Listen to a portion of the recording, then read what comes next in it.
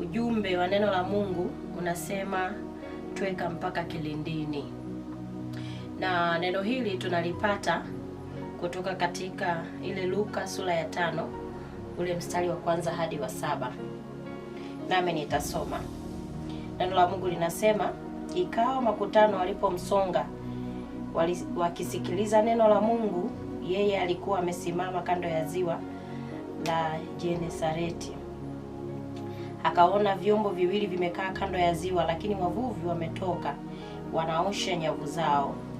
Akaingia katika chombo kimoja, ndicho chake Simoni, akamtaka akipeleke mbali kidogo na pwani.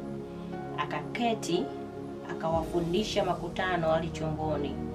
Hata alipokwisha kunena, akamwambia Simoni, tweka mpaka kilindini, mkashushe nyavu zenu mvue samaki. Simoni akajibu akamwambia, Bwana mkubwa, tumefanya kazi ya kuchosha usiku kucha tusipate kitu, lakini kwa neno lako nitazishusha nyavu. Basi walipofanya hivyo, walipata samaki wengi mno, nyavu zao zikaanza kukatika. Wakawapungia mikono washirika wao waliokuwa katika chombo cha pili waje kuwasaidia. Wakaja wakavijaza vyombo vyote viwili hata vikataka kuzama. Bwana Yesu asifiwe.